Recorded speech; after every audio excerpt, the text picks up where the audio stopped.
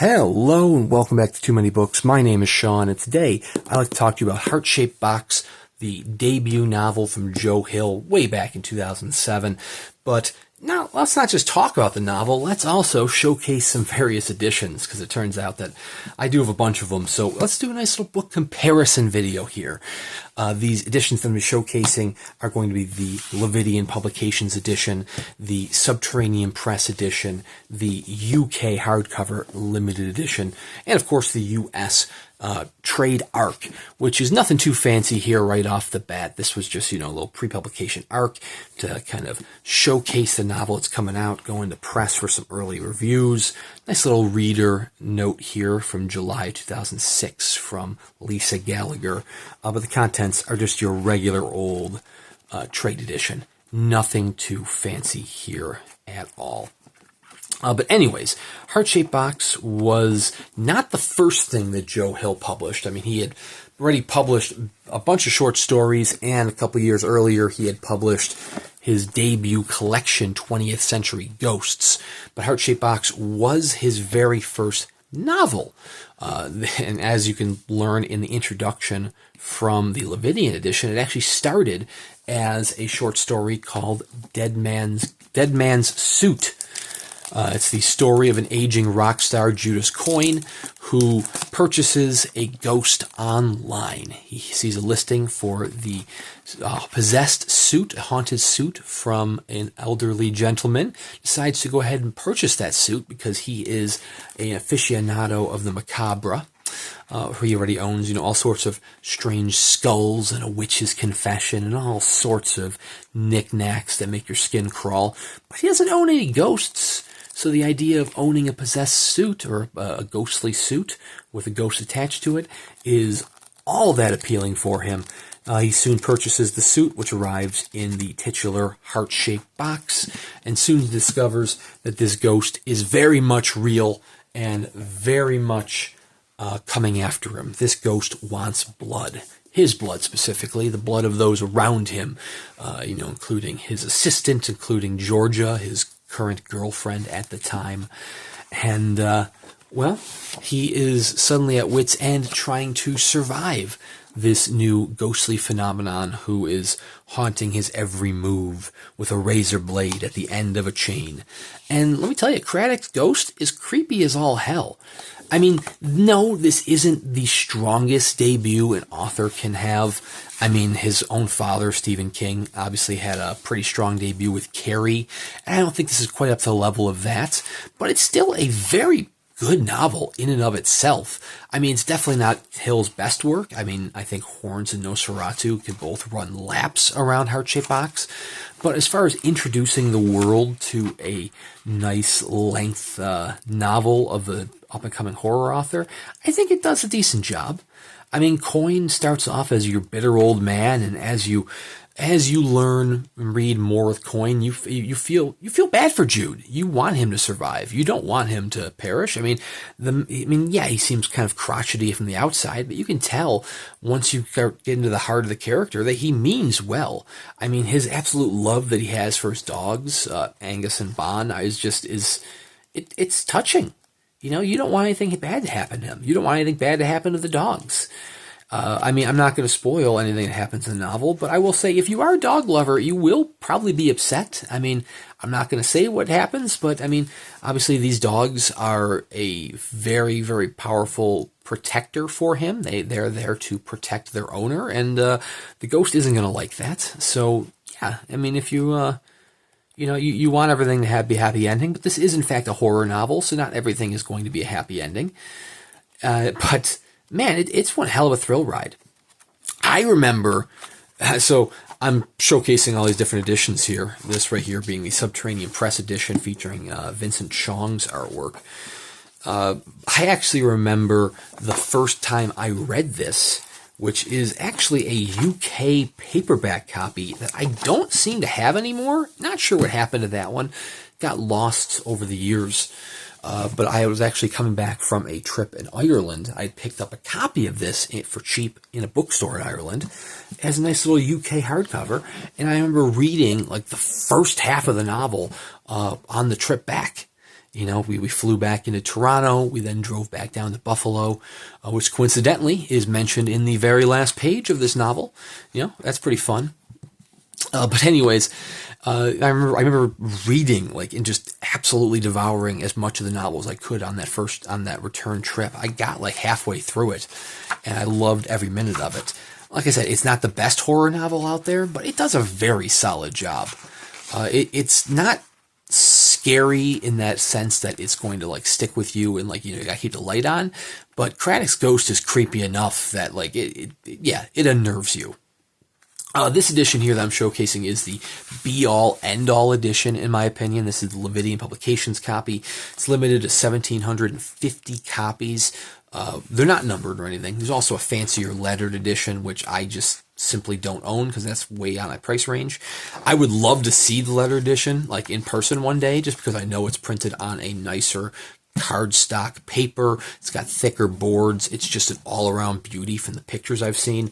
But all of the editions out there are very, very nice editions. The U.S. Trade Edition certainly does its job. This is an ARC, which you can actually find for pretty cheap on the secondary market.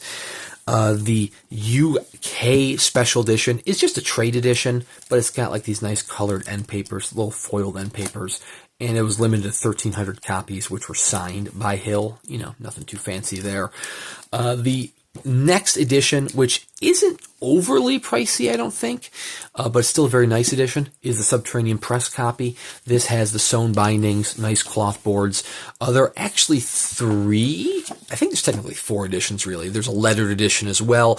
The lettered was supposed to be limited to 26 copies. I believe there's 10 out in the world. Subterranean Press, I believe, had a fire back in the day, which caused many of those copies to be lost.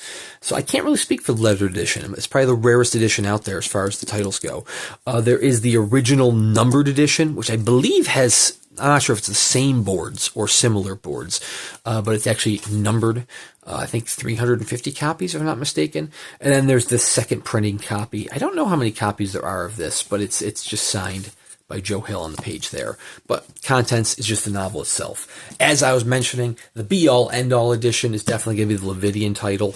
It's definitely a thicker version all around, mostly because of the bonus contents. You can even see right there comparing. It's like 1.5 of the regular novel itself. It features the novel proper. It features introduction by Josh Malerman, which is very fitting because Malerman himself is a rock star turned author.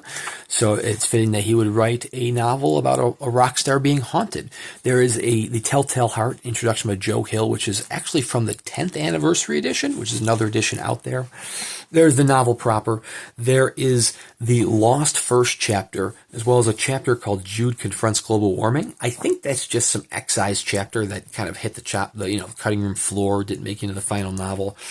The lost first chapter and Global Warming, they're all right. They definitely help to portray Jude as a crotchety old man, although, they don't really work with the flow of the novel itself, so it's easy to see why they were cut. One of the shining stars of this edition is actually going to be the afterword, Traveling the Night Road with Joe Hill by Mathias Clasen. Clasen is an aficionado on horror and Joe Hill in particular. And while I'm talking about it, I should flip through and show some of Francois Vaillancourt's artwork from this edition, which is printed in full color throughout. Clasen, yes, he does eventually talk about Heart-Shaped Box and Joe Hill as an author, but first and foremost, he actually kind of delves into the psychology of horror novels and horror films and those who like horror in general, talking about how there were studies of how people who prefer horror as their favorite genre tend to be ones that deal with stress better. Just because we're kind of thrill seekers. We're seeking out horror to begin with. But eventually he kind of delves into this novel as a whole, this novel as a starting point, as well as the skill that Hill uses to create these characters, add depth to these characters, even go so far as to talk about other classics of horror, including Shirley Jackson, Peter Straub, even his own father, Stephen King. It's a pretty damn good afterword. It's lengthy too. So definitely worth checking out if you're able to find a Lividian edition. I mean, this being that there's almost 1,800 copies out there, isn't necessarily a rare find. I mean, it did retail for a little more than your trade edition, so it might be a little bit pricier on the secondary market, because you're going to have to go to the secondary market to find this or the Subterranean Press editions. But I would say that the quality upgrades you're getting in the Lividian is definitely worth the price by itself for any price you're paying on the secondary market. If there is an edition you want to own that's a nice edition of Heart-Shaped Box, this is the one to go. I mean, like I said, there's plenty out there. There's even a bookstore in New Hampshire that's near where Joe Hill lives, where he just signs books on request. So even if you just wanted a signed copy, you can order a signed trade edition from that. I'll put a link in the description below. I'm pretty sure you can still buy copies of this one from that store. I have to go look that one up. But, I mean, like, it's cheap enough and easy enough to find just a signed trade edition.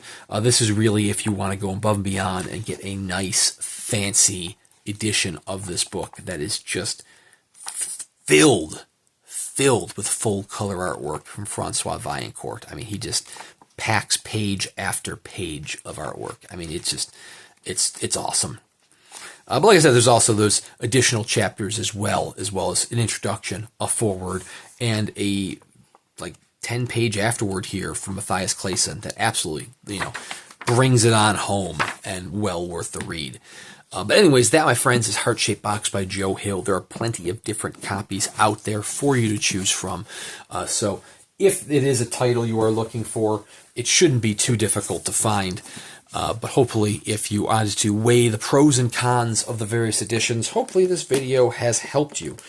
If you want to check out more videos like this, be sure to subscribe to my channel here. I do at least one book review a week, with plenty of unboxings in between there. And when available, I will do book comparison videos, much like this one.